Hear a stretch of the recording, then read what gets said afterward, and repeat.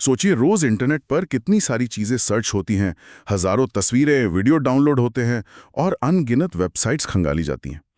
ये सब देखकर ऐसा लगता है कि इंटरनेट की कोई सीमा ही नहीं है, मतलब ये एक अनंत ब्रह्मांड है। लेकिन क्या हो अगर मैं कहूं कि इंटरनेट पर सचमुच जगह खत्म हो रही है। डिजिटल दुनिया में एक तरह से हाउसफुल का बोर्ड लगने वाला है। ये काफी सटीक तरीका है इसे समझने का। बिल्कुल। आज के इस विस्तृत विश्लेषण में हम इसी डिजिटल स्पेस क्राइसिस और भविष्य के इंटरनेट को बचाने वाले इसके इकलौते समाधान यानी IPv6 की तह तक जाएंगे। ये एक ऐसा विषय है जो सुनने वालों के नजरिए को पूरी तरह से बदल कर रख देगा। हाँ, और इस विषय की गहराई में जाने के लिए आज हमने जो जानकारी इकट्ठा की है वो तकनीकी दुनिया के काफी विश्वसनीय और विविध स्रोतों से आती है। मतलब हमारे पास सिस्को के विस्तृत नेटवर्क शोध हैं, राष्ट्रीय सुरक्षा एजेंसी यानी NSA के साइबर सुरक्षा दिशा निर्देश हैं। इसके अलावा IATF के आधिकारिक तकनीकी दस्तावेज जैसे RSC 8200 मौजूद हैं और साथ ही CoinGeek जैसे प्लेटफॉर्म्स के विश्लेषणात्मक लेख भी हैं। तो इन अलग-अलग दृष्टिकोणों को मिलाकर हम ये समझने की कोशिश करेंगे कि इंटरनेट के पर्दे के पीछे असल में चल क्या रहा है। तो आज का हमारा मिशन बहुत ही साफ है। हमें ये समझना है कि कैसे ये दुनिया 32 बिट के एक पुराने और थके हुए सिस्टम, जिसे तकनीकी भाषा में IPv4 कहा जाता है, वहां से निकलकर 128 बिट के एक बिल्कुल नए, विशाल और तेज सिस्टम यानी IPv6 की ओर बढ़ रही है। सही कहा। और हमारे श्रोताओं को ये जानकर हैरानी होगी कि ये सिर्फ हमारे फोन या लैपटॉप का कोई आम सॉफ्टवेयर अपडेट नहीं है। ये ब्लॉकचेन, इंटरनेट ऑफ थिंग्स और साइबर सुरक्षा के भविष्य के लिए उठाया जाने वाला सबसे बड़ा कदम है। देखिए, इस बदलाव को समझे बिना हम आने वाले कल की तकनीक की कल्पना भी नहीं कर सकते, क्योंकि जो नींव दशकों पहले रखी गई थी ना, वो आज के आधुनिक भार को सहने में पूरी तरह से असमर्थ है। तो चलिए सीधे उस संकट की बात करते हैं जिसने इस पूरे बदलाव को जन्म दिया, IPv4 का संकट। इसे समझने के लिए एक बहुत ही सीधा सा उदाहरण लेते हैं। मान लीजिए एक बहुत तेजी से बढ़ता हुआ शहर है। अच्छा।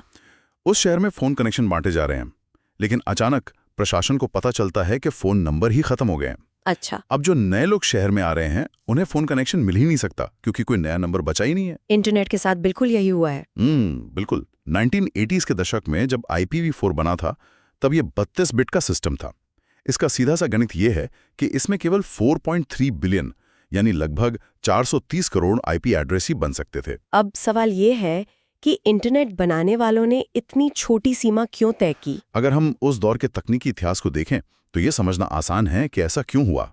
जब अमेरिकी रक्षा विभाग ने 1980s के आसपास IPv4 का ढांचा तैयार किया था, तो इसे महज एक प्रयोग माना गया था, मतलब एक एक्सपेरिमेंट। सिर्फ एक एक्सपेरिमेंट। हाँ, उनका उद्देश्य सिर्फ कुछ विश्वविद्यालयों और सैन्य ठिकानों के कंप्यूटरों को आपस में जोड़ना था। उस समय किसी ने सपने में भी नहीं सोचा था कि एक दिन ऐसा आएगा जब हर इंसान के हाथ में एक स्मार्टफोन होगा।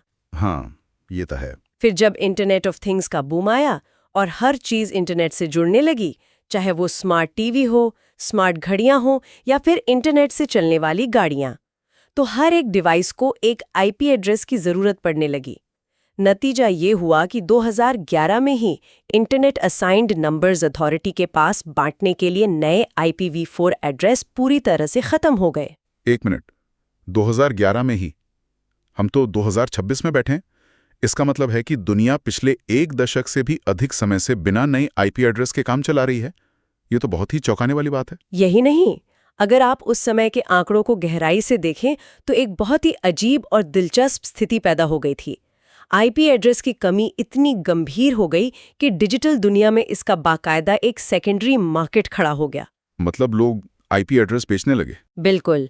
IP एड्रेस एक तरह के डिजिटल रियल एस्टेट बन गए जिनकी नीलामी होने लगी। हमारे स्रोतों में एक बहुत ही रोचक तथ्य का जिक्र है। एक समय ऐसा आया जब माइक्रोसॉफ्ट जैसे विशाल और संपन्न कंपनी को अपने क्लाउड सर्विसेज के लिए नॉटेल नाम की एक दिवालिया हो रही कंपनी से IPv4 एड्रेस खरीदने पड़े थे। ओहो। और माइक्रोसॉफ्ट ने इसके लिए $7.5 मिलियन यानी लगभग $7.5 लाख खर्च किए। सिर्फ कुछ अंकों के सेट खरीदने के लिए इतनी बड़ी रकम देना, ये बताता है कि ये संसाधन कितना दुर्लभ और कीमती हो गया था। $7.5 लाख सिर्फ IP एड्रेस के एक ब्लॉक के लिए? ये तो सच में डिजिटल जमीन खरीदने जैसा है।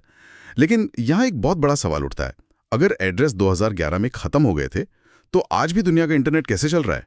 नए फोन और लैपटॉप तो रोज बन रहे हैं। इंटरनेट को बंद होने से बचाने का श्रेय कुछ तकनीकी जुगाड़ों को जाता है, जिन्हें नेटवर्क की दुनिया में बैंडेड कहा जा सकता है।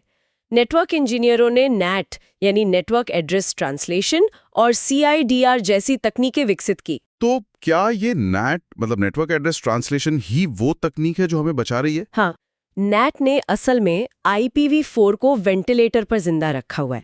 इसे ऐसे समझें जैसे एक बहुत बड़ी बहुमंजिला इमारत है जिसमें सैकड़ों लोग रहते हैं, लेकिन पूरी इमारत का केवल एक ही पोस्ट बॉक्स है।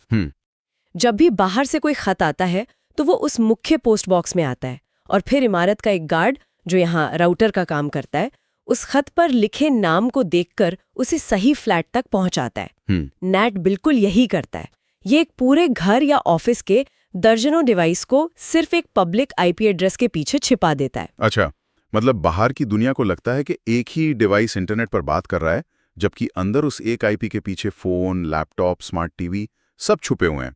काम तो चल रहा है, लेकिन ये बहुत ही उलझा हुआ, धीमा और संसाधनों को बर्बाद करने वाला तरीका लगता है। बिल्कुल, और इसीलिए हमें एक स्थायी समाधान की जरूरत थी। और यहीं पर IPv6 अपनी जादुई सुपर पावर्स के साथ एंट्री लेता है। श्रोताओं को यह जानकर मजा आएगा कि जहां IPv4 सिर्फ 32 बिट का था, वहीं IPv6 पूरे 128 बिट का है। अगर इसके आंकड़ों का जादू देखें तो IPv6 में कुल 340 अनडेसिलियन, जी हाँ, 340 अनडेसिलियन IP एड्रेस बनाए जा सकते हैं। ये संख्या इतनी बड़ी है कि मानवीय दिमाग के लिए इसकी कल्पना करना भी मुश्किल है। 340 के आगे पूरे 36 शून्य लगा दीजिए, तब जाकर ये संख्या बनती है। बाप रे, 36 शून्य। हाँ, कुछ वैज्ञानिकों का कहना है कि अगर हम इस ब्रह्मांड के हर एक परमाणु को भी एक IP एड्रेस दे दें, तब भी IPv6 के एड्रेस खत्म नहीं होंगे। ये तो अद्भुत है। और सिर्फ आकार ही नहीं, इसके काम करने का तरीका और इसका स्वरूप भी पूरी तरह से अलग है। जैसे IPv4 को दशमलव और बिंदुओं के साथ लिखा जाता है, जैसे 192.168.1.1, वहीं IPv6 को हेक्साडेसिमल अक्षरों और कोलन के साथ लिखा जाता है। सही कहा। लेकिन मैंने IETF के दस्तावेजों में हेडर, चेकसम और फ्रेगमेंटेशन जैसे भारी भरकम शब्द भी पढ़े। एक आम इंटरनेट यूजर के लिए इन सब का क्या मतलब है? तो IPv6 की असली ताकत इसके साफ सुथरे और सुव्यवस्थित डिजाइन में छिपी है। वो कैसे? इसे ऐसे समझें कि IPv4 के समय में जब डेटा इंटरनेट पर सफ़र करता था, तो हर राउटर पर, जिसे आप एक टोल नाका मान सकते हैं, वहाँ डेटा पैकेट को रोका जाता था। उसकी जांच होती थी, जिसे चेकसम कहते हैं, और अगर डेटा पैकेट बड़ा होता था तो राउटर उसे छोटे छोटे हिस्सों में तोड़ देता था, जिसे फ्रैगमेंटेशन कहा जाता है। इसमें बहुत समय और राउटर की ऊर्जा बर्बाद होती थी। मतलब हर टोल नाके पे चेकिंग हो रही है? बिल्कुल। अब IPv6 ने ये सारे पुराने टोल नाके हटा दिए हैं। इसने हेडर का आकार 40 बाइट्स पर एकदम फिक्स कर दिया है। चेकसम की जरूरत को पूरी तरह खत्म कर दिया है, क्योंकि आज के आधुनिक नेटवर्क खुद ही डेटा की शुद्धता जांच लेते हैं। तो राउटर का काम कम हो गया। हाँ, और राउटर अब डेटा को छोटे हिस्सों में नहीं तोड़ते। ये जिम्मेदारी अब डेटा भेजने वाले डिवाइस की है। आसान शब्दों में कहें तो IPv6 ने इंटरनेट के ट्रैफिक के लिए एक VIP फास्ट लेन बना दी है, जिससे डेटा बिना रुके सीधे और बहुत तेजी से अपनी मंजिल तक पहुंचता है। VIP फास्ट लेन, ये बहुत ही शानदार तरीका इसे समझने का। और इस फास्ट लेन पर चलने वाली गाड़ियों का आकार भी तो बढ़ गया है। हमारे स्रोतों में जंबोग्राम्स का जिक्र है। हाँ, जंबोग्राम्स एक बहुत बड़ा बदलाव है। IPv4 में एक पैकेट में कुछ किलोबाइट्स ही भेजे जा सकते थे, लेकिन IPv6 के जंबोग्राम्स के जरिए एक बार में 4 GB तक का पेलोड यानी डेटा भेजा जा सकता है, जो कि बहुत तेज डेटा ट्रांसफर की अनुमति देता है। बिल्कुल। इसके साथ ही मुझे ये भी पढ़ने को मिला कि IPv6 ने पुराने ब्रॉडकास्ट तरीके को खत्म करके मल्टीकास्ट को अपना लिया है। मतलब अब नेटवर्क पर हर किसी को चिल्ला कर डेटा नहीं भेजा जाता, बल्कि डेटा सिर्फ उन्हीं डिवाइस तक जाता है जिन्हें उसकी जरूरत है, जिससे नेटवर्क पर फालतू शोर और ट्रैफिक बहुत कम हो जाता है। यहाँ एक और तकनीकी खूबी जुड़ती है, जिसने नेटवर्क इंजीनियरों का काम बहुत आसान कर दिया है। इसे SLAC यानी SLASC, stateless address auto configuration कहते हैं। इसके बारे में थोड़ा और बताइए, क्योंकि स्रोतों में इसे प्लग एंड प्ले का भविष्य बताया गया है। तो देखिए, पुराने IPv4 सिस्टम में जब भी कोई नया डिवाइस नेटवर्क से जुड़ता था तो उसे IP एड्रेस देने के लिए नेटवर्क पर एक अलग DHCP सर्वर की ज़रूरत होती थी। ये सर्वर एक मैनेजर की तरह काम करता था जो तय करता था कि किसे कौन सा एड्रेस मिलेगा। लेकिन स्लैक के आने से डिवाइस इतने स्मार्ट हो गए हैं कि जैसे ही वे किसी नए राउटर से जुड़ते हैं, वे राउटर से नेटवर्क का प्रीफिक्स लेकर खुद ही अपना एक अनोखा IP एड्रेस जनरेट कर लेते हैं। किसी अतिरिक्त सर्वर की, किसी मैनेजर की कोई आवश्यकता नहीं है। डिवाइस नेटवर्क में आया, उसने अपना एड्रेस खुद बनाया और काम शुरू कर दिया। ये तो सच में स्मार्ट तकनीक है। चलिए, ये तो हुई नेटवर्क और राउटर्स की बात, लेकिन अब उस हिस्से पर आते हैं जिसने मुझे पूरे शोध के दौरान सबसे ज्यादा चौंकाया। मैं समझ रही हूँ आप किस तरफ जा रहे हैं। हमारे स्रोतों में, खासतौर पर कॉइन गीक के लेखों में, इस बात पर बहुत जोर दिया गया है इंटरनेट प्रोटोकॉल का ब्लॉकचेन से क्या लेना देना है। जब मैंने इसे पढ़ा तो मेरा पहला विचार यही था कि नेटवर्किंग प्रोटोकॉल और क्रिप्टोकरेंसी तो बिल्कुल अलग अलग दुनिया की बातें हैं। सतही तौर पर देखने में ऐसा ही लगता है कि राउटर और बिटकॉइन का क्या मेल हो सकता है, लेकिन अगर हम इन कड़ियों को जोड़ें तो तकनीक के इतिहास का एक बहुत ही गहरा और हैरान करने वाला सच सामने आता है। कैसा सच? ब्लॉकचेन, जिसका सबसे बड़ा और पहला उदाहरण बिटकॉइन है, असल में पेयर टू पेयर ट्रांजैक्शंस के लिए बनाया गया था। सतोशी नाकामोतो का मूल विजन यही था कि दो लोग इंटरनेट पर सीधे एक दूसरे को डिजिटल कैश भेज सके, ठीक वैसे ही जैसे हम असल जिंदगी में किसी के हाथ में नकद पैसा देते हैं, बिना किसी बैंक या बिचौलिए के। सही बात है, डिसेंट्रलाइजेशन का यही तो मतलब है। बिल्कुल। लेकिन जैसा कि हमने अभी थोड़ी देर पहले बात की, IPv4 के नेट ने इस पूरे विजन में एक बहुत बड़ी दीवार खड़ी कर दी। नेट की वजह से direct IP to IP communication लगभग असंभव हो गया, क्योंकि असली IP एड्रेस तो नेट के पीछे छुपे हुए थे। दो लोग सीधे एक दूसरे का कंप्यूटर ढूंढ ही नहीं पा रहे थे। रुकिए, मुझे ये बात थोड़ी अटपटी लग रही है। सतोशी नाकामोतो ने तो बिचौलियों को हटाने के लिए ही ब्लॉकचेन बनाया था, ताकि ट्रांजैक्शन सीधा हो सके। फिर ये माइनर्स बीच में कहां से आ गए जो आज ब्लॉकचेन की पूरी दुनिया चला रहे हैं? यही वो ऐतिहासिक मोड़ है जिसे बहुत कम लोग जानते हैं। 2011 में जब IPv4 एड्रेस खत्म होने लगे और नेट का इस्तेमाल हर जगह होने लगा, तो बिटकॉइन कोर के डेवलपर्स को मजबूरन direct IP to IP function को अपने कोड से हटाना पड़ा। ओहो। जब दो लोग सीधे बात नहीं कर सकते थे, तो ट्रांजैक्शन को पूरा करने, उसे वेरीफाई करने और ब्लॉकचेन पर दर्ज करने के लिए किसी तीसरे पक्ष की जरूरत पड़ी, और यहीं से माइनर्स की भूमिका बहुत ज्यादा बढ़ गई। मतलब माइनर्स एक मजबूरी में बने। हाँ, माइनर्स असल में एक तरह के नए डिजिटल बिचौलिए बन गए। जिस तकनीक का जन्म बिचौलियों को खत्म करने के लिए हुआ था, नेटवर्क प्रोटोकॉल की कमी के कारण उसे एक नए तरह के बिचौलिए पर निर्भर होना पड़ा। ये तो सच में एक बहुत बड़ा आहा मोमेंट है। मतलब अगर शुरुआत से ही हमारे पास IPv6 होता तो शायद ब्लॉकचेन और क्रिप्टोकरेंसी का इतिहास और इसका काम करने का तरीका ही कुछ और होता, बिना किसी शक के। लेकिन अब जब IPv6 आ रहा है तो भविष्य की संभावनाएं क्या हैं? क्या हम वापस उस मूल डिजाइन की तरफ जा सकते हैं? भविष्य की संभावनाएं उसी मूल विजन की ओर लौट रही हैं। IPv6 की वजह से अब दुनिया के हर एक डिवाइस का अपना एक अनोखा, स्थायी और डायरेक्ट IP एड्रेस होगा। नेट के कोई दीवार बीच में नहीं होगी। इसका मतलब है कि हम वापस उस असली पेयर टू पेयर मॉडल पर लौट सकते हैं। मतलब माइनर्स की जरूरत खत्म हो जाएगी काफी हद तक। भविष्य में ट्रांजैक्शन को वेरीफाई करने के लिए माइनर्स की भारी भरकम फीस और ऊर्जा की खपत को बीच से हटाकर सीधे दो लोग या यहाँ तक कि दो स्मार्ट मशीनें भी आपस में कॉइन या डेटा सीधे ट्रांसफर कर सकेंगी। इससे ब्लॉकचेन का इस्तेमाल बहुत तेज और लगभग मुफ्त हो जाएगा। और सुरक्षा का क्या? ब्लॉकचेन की पूरी साख उसकी सुरक्षा और प्राइवेसी पर ही तो टिकी है। अगर हर डिवाइस का एक खुला IP एड्रेस होगा तो क्या इससे खतरा नहीं पड़ेगा? दिलचस्प बात यह है कि सुरक्षा के मामले में भी IPv6 ब्लॉकचेन का एक बहुत मजबूत साथी बनकर उभर रहा है। IPv6 में एक ऐसी खूबी है जिससे पब्लिक कीज को सीधे IP एड्रेस के साथ जोड़कर CGA यानी क्रिप्टोग्राफिकली जनरेटेड एड्रेस बनाया जा सकता है। तो इससे क्या होता है? ये गणितीय रूप से सुनिश्चित करता है कि जो व्यक्ति उस IP एड्रेस से ट्रांजैक्शन कर रहा है वही उसका असली मालिक है। कोई और उसकी पहचान नहीं चुरा सकता। इसके अलावा IPsec नाम का एक सुरक्षा प्रोटोकॉल जो पुराने IPv4 में सिर्फ एक पैच की तरह था, वो IPv6 के डिजाइन में ही इनबिल्ट है।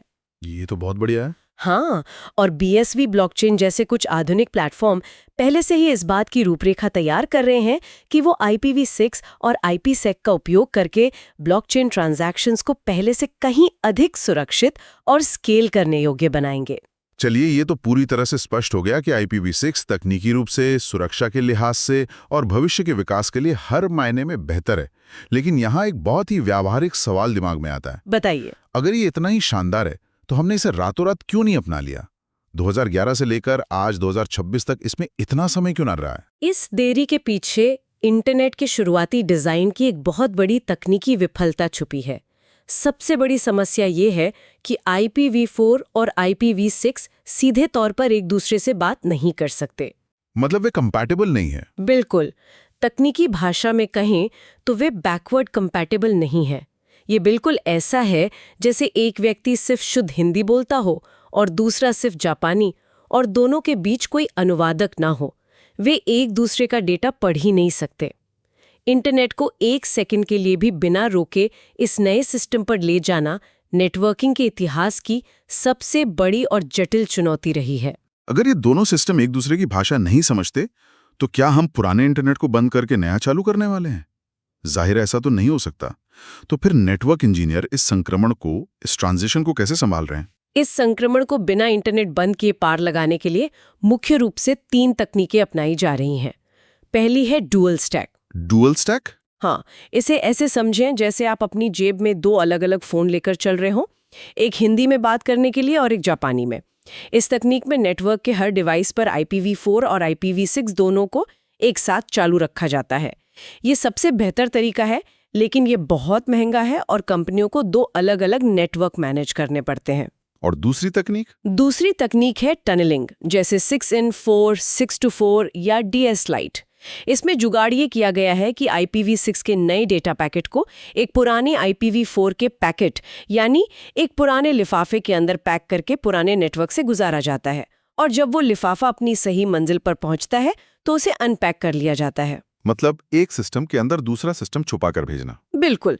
और तीसरी तकनीक है ट्रांसलेशन, जैसे NAT64 और DNS64। इसमें नेटवर्क के बीच में एक सर्वर बैठा दिया जाता है जो एक असली अनुवादक की तरह काम करता है। वो IPv6 की बात सुनता है, उसे IPv4 में बदलता है और फिर आगे भेज देता है। इस संक्रमण के दौर में सिस्को के एक ब्लॉग में एक बहुत ही मजेदार तकनीक का जिक्र किया गया है जिसने मेरा ध्यान खींचा। उसका नाम है हैप्पी आईबॉल्स। हाँ, ये बहुत ही दिलचस्प नाम है। इसका नाम ही इतना अनोखा है। इसका मुख्य काम ये सुनिश्चित करना है कि आम यूजर को पता ही न चले कि पीछे कितनी बड़ी तकनीकी जद्दोजहद चल रही है। जब हम कोई वेबसाइट खोलते हैं तो ये तकनीक एक साथ IPv4 और IPv6 दोनों रास्तों से जुड़ने की कोशिश करती है। सही कहा। दोनों में से जो भी रास्ता पहले खुलता है, हमारा वेब पेज उसी से लोड हो जाता है। यूजर की आंखें खुश रहती हैं। इसीलिए इसे हैप्पी आईबॉल्स कहते हैं, क्योंकि यूजर को कोई लोडिंग या देरी महसूस नहीं होती। ये एक बेहतरीन तरीका रहा है यूजर एक्सपीरियंस को बचाने का। लेकिन अब हम इससे भी एक कदम आगे बढ़ रहे हैं। अब दुनिया IPv6 मोस्टली नेटवर्क की तरफ जा रही है। ये क्या होता है? मोबाइल कंपनियां अब क्लाइंट साइड ट्रांसलेशन यानी CLAT और DHCP ऑप्शन 108 जैसी तकनीकों का इस्तेमाल कर रही हैं।